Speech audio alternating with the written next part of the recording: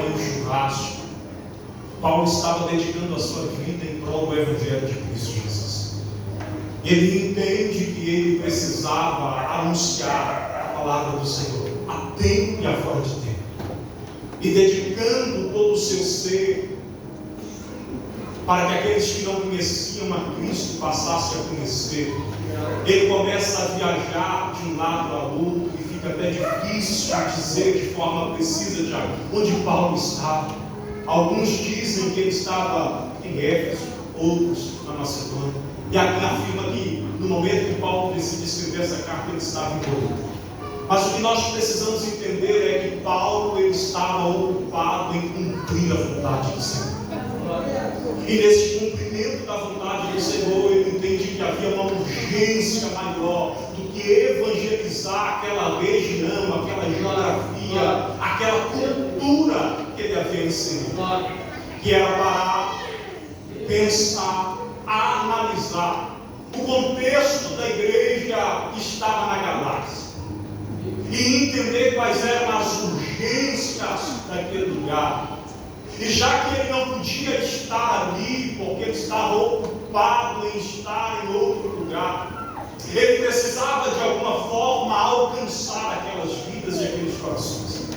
Se fosse hoje, nós mandaríamos um direct, WhatsApp, ligaríamos. Paulo não teve a mesma sorte disso. Hoje a nossa facilidade para evangelizar é muito maior do que a de Paulo. E eu imagino que Paulo faria no nosso lugar, tendo as ferramentas que temos em prol da obra do Senhor. Em tempo precário, com situações adversas, Paulo fez muito mais do que isso. E em meio à viagem missionária, ele para e com toda a dificuldade ele começa a escrever. E ele é sucinto em poucos capítulos, trazendo uma essência poderosa para alcançar a necessidade daquele povo. Paulo entendia que naquele tempo a igreja que ele havia plantado na Galácia estava sofrendo ataques internos. E é isso aqui que me incomoda.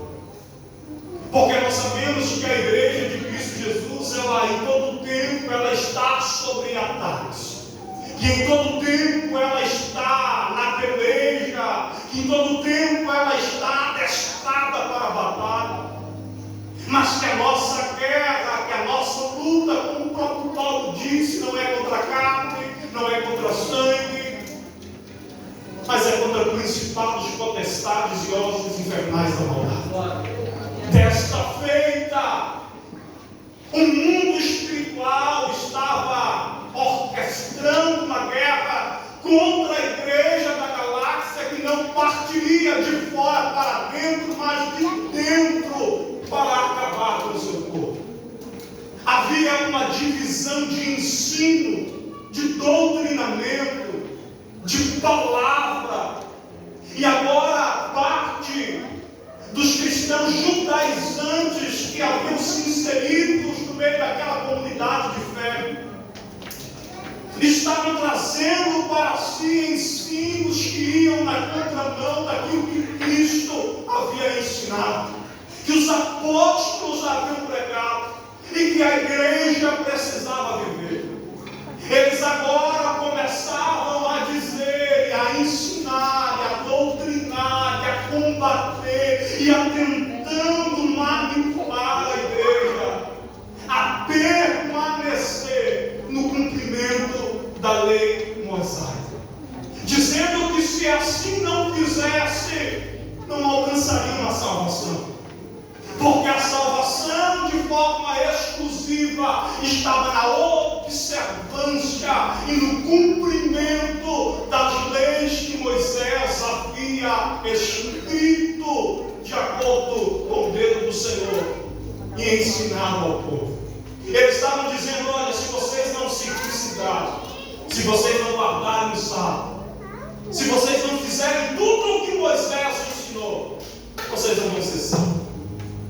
Uma vez que Cristo ele veio para mostrar que a lei só servia de condenação, porque através dela o homem não seria salvo, mas os nossos pecados, as nossas fraquezas, as nossas enfermidades espirituais seriam manifestas e apontadas através dela, mas que através da graça alcançada em Cristo Jesus, eu e você poderíamos levantar as nossas mãos cansadas, os nossos lábios que outrora eram impuros e que agora foram santificados através do sacrifício do Cordeiro, para dizer que uma vez nós fomos alcançados por Ele e que agora este alcance no Calvário transformou a nossa realidade, o nosso viver, e que independente se o nosso pecado é vermelho como a escarlate, o seu sangue é poderoso para nos redimir. Mas o ensino infiltrado ali é que o sangue de Cristo não era suficiente, que o sacrifício do Cordeiro não era suficiente, que a entrega de Deus em amor por todo mundo, ao ponto de dar o seu único filho, não era suficiente. Eu precisava crer em Cristo Jesus, mas eu também precisaria cumprir toda a lei. Era um adendo dizendo: o que vai te salvar são as obras que você pode fazer. E Paulo, vendo essa heresia, como hoje nós costumamos dizer, se instaurando no meio da igreja, decide escrever uma carta para orientar, para redarguir, para trazer direcionamento ao corpo de Cristo. E esta carta, ela está embasada em 4 pilares de ensino. Paulo, quando decide escrever uma epístola para combater esta heresia, ele firma os seus ensinos em 4 pilares fundamentais para aquela igreja, e que continua sendo hoje fundamental para a igreja de Cristo Jesus. E o primeiro ponto que Paulo faz questão de evidenciar através dos seus escritos é a justificação por meio exclusivo da fé. No capítulo 2, o verso 16, Paulo ele começa a escrever da seguinte forma: sabendo que o homem não é justificado pelas obras da lei, mas pela fé em Jesus Cristo, temos também crido em Jesus Cristo, para sermos justificados pela fé em Cristo, e não pelas obras da lei, porquanto pelas obras da lei nenhuma carne será justificada. É Paulo, através da sua carta, sacudindo a igreja e dizendo: ei, vamos prestar atenção. Eu já vos ensinei e agora torno a ensinar. Que ninguém de nós será salvo se não for através da graça, que é a favor merecida em Cristo Jesus. As obras da lei não trará perdão para os nossos pecados. As obras da lei não limpará a mácula que há em nós. Mas através do sangue de Cristo há perdão para o perdido. Eu vou repetir para você entender: através do sangue de Cristo há perdão para o perdido.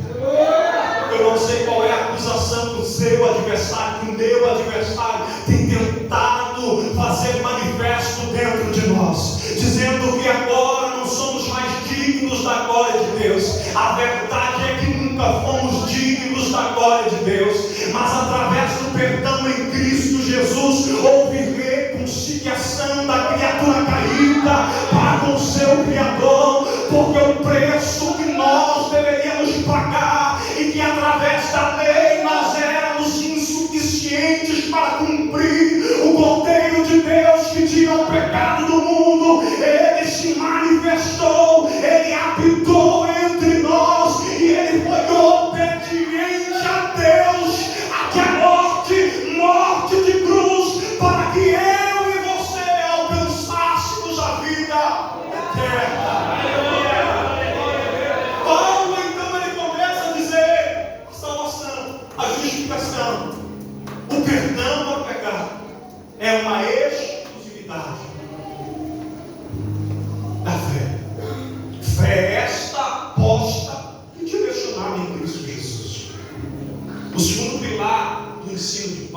nessa carta é a liberdade em Cristo.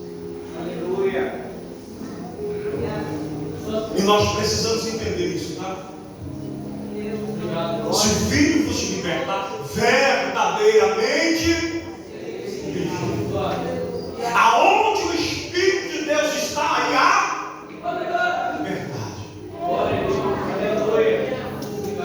A religião, a religiosidade, ela cria cadeias para nos aprisionar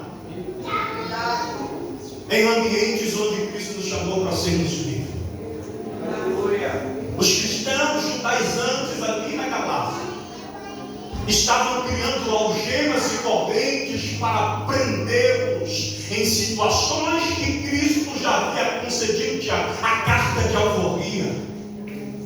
Eles estavam se tornando escravos de pesos, de correntes, de agrilhões que já foram quebradas na cruz do Calvário. E Paulo decide sacudir o Espírito, no capítulo 5, verso 1, e dizendo: foi para a liberdade que Cristo nos libertou. Portanto, permaneçam firmes e não se deixem se submeter novamente a um jugo de escravidão. Portanto, permanecei firme. Cristo, ele não veio apenas para nos libertar, ele veio para que permaneçamos livres até o fim. A jornada de fé com Cristo, ela não tem o seu foco principal na liberdade do início, no momento que levantamos a nossa mão, mas na continuidade de uma vida liberta, livre, onde o acesso a Ele não há barreiras criadas por homens. E era isso que Paulo está dizendo: para que vocês vão voltar para um ambiente que já não pertence a vocês mais? Para que vocês vão voltar para uma vida que já não é mais sua? É a igreja decidindo retroceder. É a igreja se espelhando nos seus pais no deserto, caminhando para Canaã, que tipifica as moradas celestiais, e olhando e dizendo: mas que saudade eu tenho de quando eu era escravo. Tinha lugar para sepultar os nossos filhos já.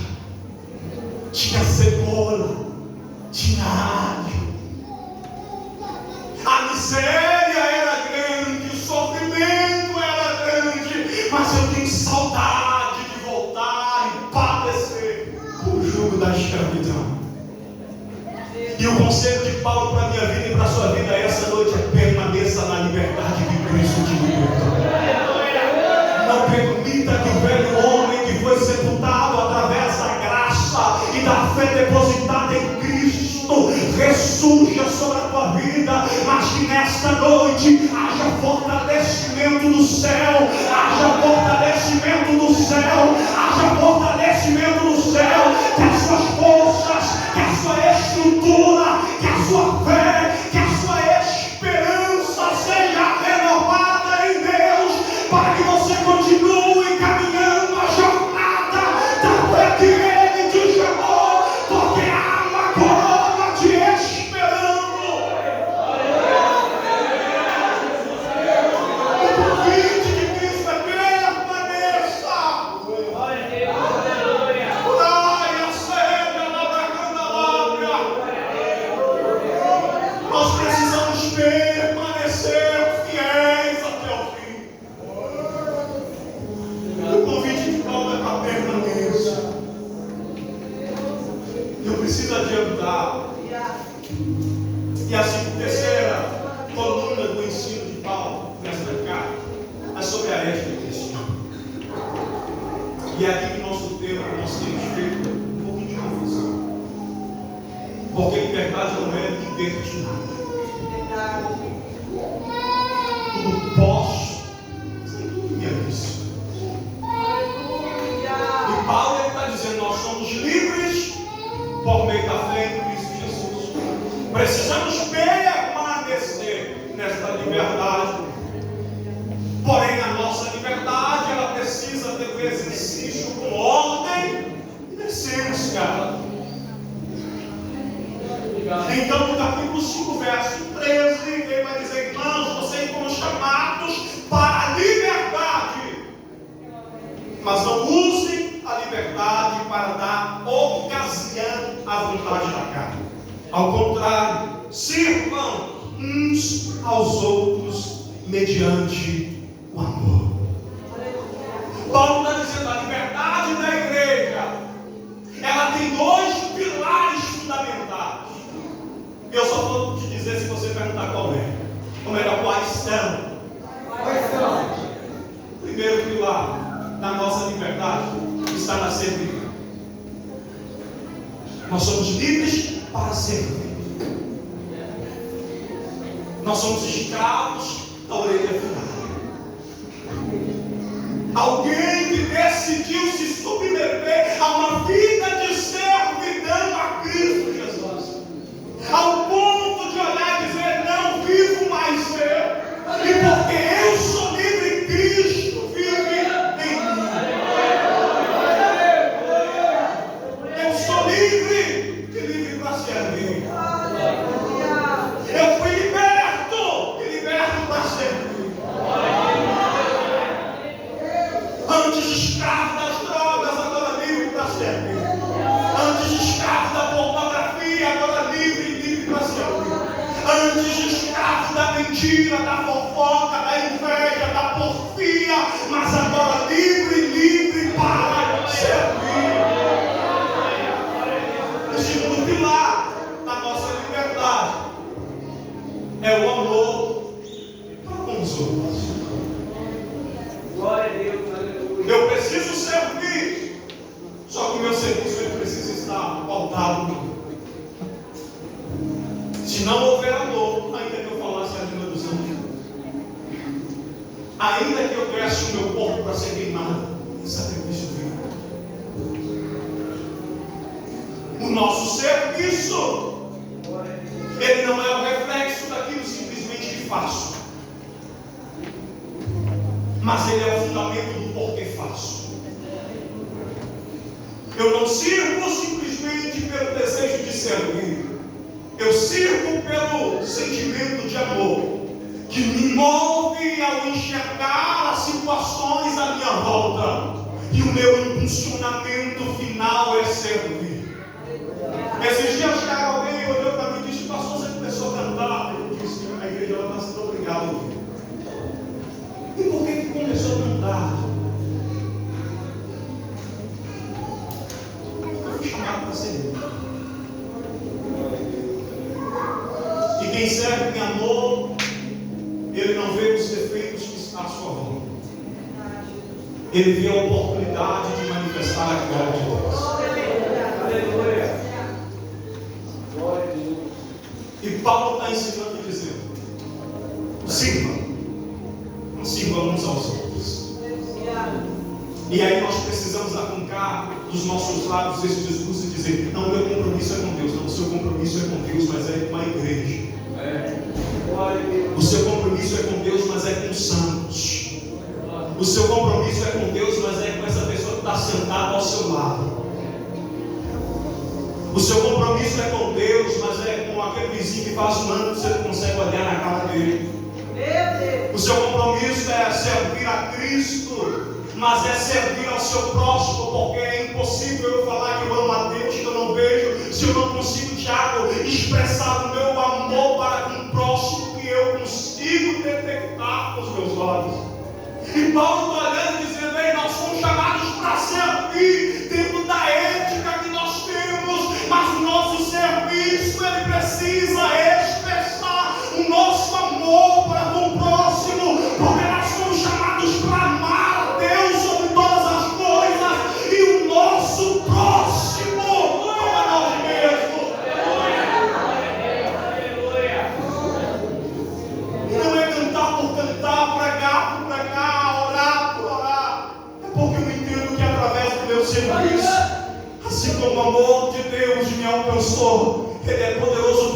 fluir através de mim e alcançar os necessitados. Jesus, aleluia. E aí nós chegamos no quarto pilar, que é a temática que nós vamos trabalhar de forma rápida e objetiva. E aos forjados no fruto do Espírito. O quarto pilar do ensino de Paulo é o Espírito Santo e a nova vida. Glória a Deus, aleluia. Eu não consigo ler sobre o Espírito Santo e a nova vida através do seu fruto e não lembrar da conversa de Jesus com Nicodemos. Porque a partir do verso 16, ou melhor, 17, ao verso de número 26, do capítulo de número 5 da carta que nos parte dela, Paulo ele vai escrever acerca das obras da carne e do fruto do Espírito. Quando eu leio o texto que ecoa dentro de mim, é Jesus olhando para Nicodemos e dizendo: quem é nascido da carne é carne, e quem é nascido do Espírito é Espírito. Mas como que eu vou alcançar a vida eterna? Se não nascer de novo. É impossível alcançar a vida eterna. E quando Jesus estava falando de um novo nascimento, ele estava falando acerca de um nascimento que é proveniente do Espírito. E é sobre isso que Paulo ele se atém a escrever. No verso 16, ele vai dizer: digo, porém, andai em espírito e não cumprireis a consciência da carne. O tema é forjados no fruto do Espírito. Porém, é impossível falar do fruto do Espírito sem trazer um paralelo com as obras da carne. Porque um faz oposição ao outro. Um trabalha como cara e moeda, ou melhor, cara e coroa da mesma moeda. Obras da carne e fruto do Espírito. E antes de falar sobre o fruto do Espírito, Paulo começa a escrever sobre a obra da carne. E ele faz uma lista do que é a obra da carne. Só que o interessante é que há muitas outras obras da carne que Paulo não cita aqui. Ele cita algumas como exemplo para que a igreja lesse, identificasse, compreendesse o que é obra da carne. É como se Paulo chegasse diante da tribuna e dissesse: eu vou ensinar para vocês a matemática mais básica do que é 1 mais 1, 2, 2 mais 2, 4, 4 mais 4 é 8, e assim sucessivamente. Você vai calculando, vai somando e vai ter o resultado final. Então ele dá alguns exemplos daquilo que é a obra da carne, para que a igreja compreendesse o que de fato é a obra da carne. Resumindo em linhas gerais, as obras da carne são tudo quanto nós temos capacidade em fazer. Se você olhar para você, analisar algo e dizer: sem Deus eu consigo fazer, é a obra da carne. Eu e você, sem Deus, não somos capazes de executar nada de bom. Tudo que nós temos capacidade de fazer é mal, é desgraça, é ruína, é desonra, é desobediência. Este é quem somos. Após a queda do homem, a nossa natureza ela foi corrompida.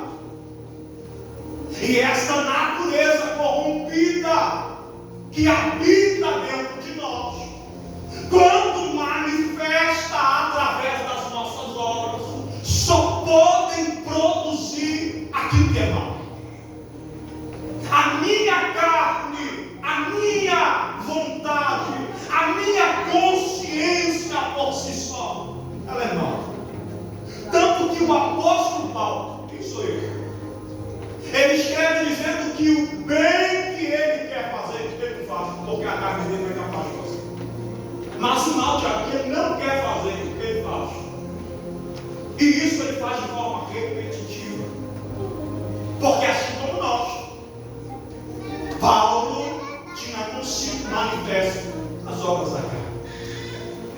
Então, para identificar o que obra da carne é tudo aquilo que não há ação divina e que nós podemos fazer, são as obras da carne. Na contraversão disso, o fruto do Espírito é tudo aquilo que nós não somos capazes de fazer sem Deus. É tudo aquilo que nós não temos capacidade de produzir sem a intervenção do Espírito Santo. Nós somos tão soberbos que às vezes nós olhamos e dizemos: mas eu sou tão bom. Não, você é miserável. Ah, mas meu coração é de um tamanho para fazer maldade. Pense em alguém que gosta de ajudar os outros. Mentira. Nós somos invejosos. Nós somos cobiçosos. Nós somos dados às vontades da carne. Isso não é o diabo agindo dentro de nós, é a nossa natureza manifesta. O diabo, ele utiliza das nossas vontades, das nossas fraquezas para nos seduzir. Mas o reflexo final é que nós somos maus. E é por isso que nós precisamos da justificação por meio da fé. Aleluia. Glória a Deus. É por isso que nós precisamos da liberdade em Cristo. Porque a nossa liberdade por vanglória é fazer maldade. E aí Paulo começa a dizer, ó, tem um fruto aí. E esse fruto, ele é contrário ao que somos. Glória a Deus. Glória a Senhor. Glória a Deus. Aleluia. Mas esse fruto não manifesta através de estudos. Glória a Deus. Esse fruto não manifesta através de dom.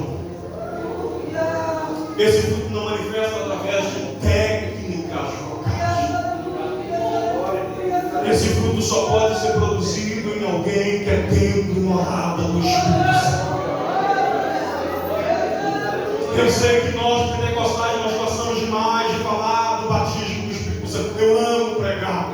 Atos capítulo número 2. Quando alguém me chama para pregar num lugar, Tiago, e eu vejo lá, pastor, é Atos capítulo número 2. Eu falo, meu Deus, é isso aí que eu gosto. Nós amamos pregar sobre os dons espirituais.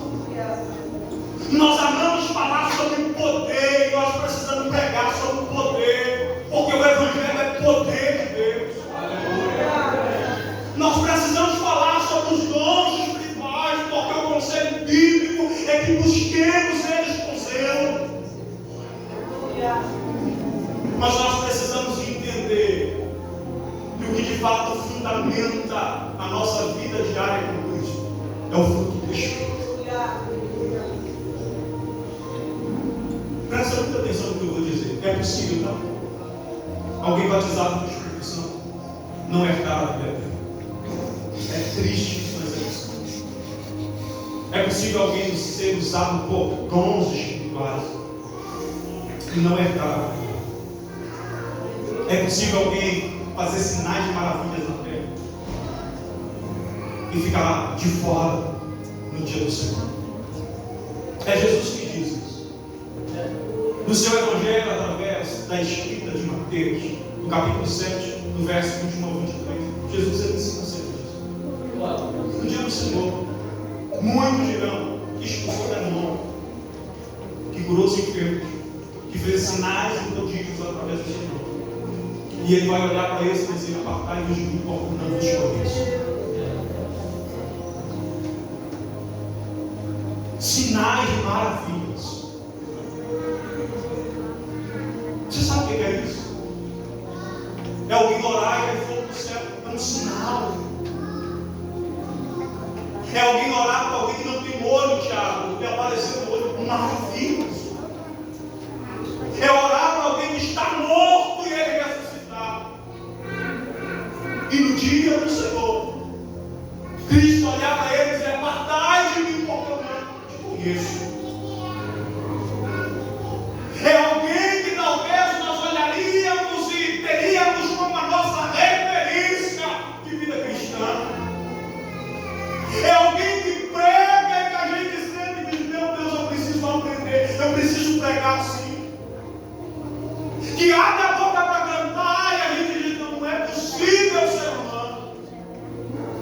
que ora e que a gente arrepia o pé a cabeça, que fala do nome de Jesus com uma autoridade que os demônios se submetem. E Jesus olhando para ele dizendo: "Você é de onde?" Se fosse nós, é filho de quem? Te conheço, não. Nunca te vi. Mas aqui de forma final, com os olhos do Senhor, Ele contempla todos os habitantes da terra. Mas o não te conheço quer dizer que eu não tenho intimidade contigo. Você não tem pertencimento em mim. Por quê? Porque em ti não há fruto do Espírito. O que caracteriza a igreja de Cristo Jesus não são os dons espirituais. O que caracteriza a igreja de Jesus Cristo é o fruto do Espírito. É uma igreja que vive em amor. É uma igreja que em meio às provações ela esbanja a alegria. É uma igreja que em meio aos vendavais o vento pode soprar, o mar pode erguer, mas a paz que excede o entendimento humano está dentro de si. Alguém passou a mão que a gente olha e diz: como que esse indivíduo consegue vir para a igreja? Como que esse indivíduo consegue rever moral? Porque muitos, em situações menores, tiraram a própria vida. Estão trancados dentro de um quarto. Já abandonaram tudo que era possível. E ele continua marchando em direção ao alvo que é Cristo. Ele continua levantando as suas mãos e dizendo: eu sei que o meu Redentor vive e que por fim ele se levantará em meu favor. Ele continua de cabeça erguida, dizendo: meu Deus, Ele trabalha em prol daqueles que nele confia, independente da circunstância, independente da situação, independente daquilo que está ao meu redor. Ele é a minha rocha, a minha fortaleza, Ele é o meu socorro bem presente na hora da angústia.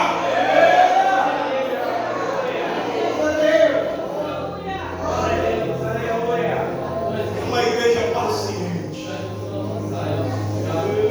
que pode ter alguém morto em casa que tem coragem de olhar e dizer: ai, tudo bem. Porque eu creio que aquele que começou a boa obra é fiel para terminar.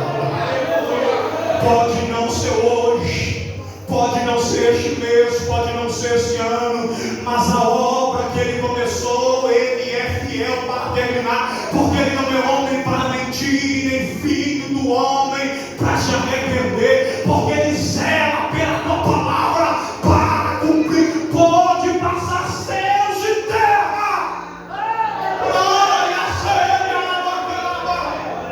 mas a palavra dele há de cumprir sobre a tua vida. A palavra dele há de cumprir sobre a tua casa.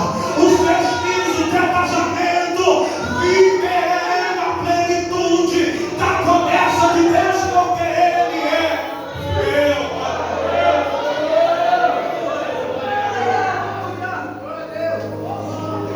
Permaneça paciente, esperando com confiança no Senhor, porque Ele há de inclinar para ti esta noite e ouvir o teu clamor. Curai a cega para aquela lábia. É uma igreja paciente.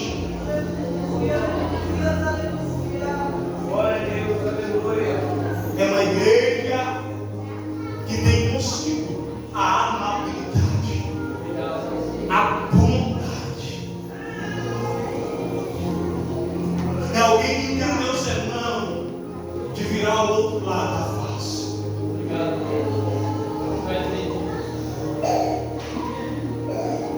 É alguém que é capaz de, na noite em que foi traído, tomar o pão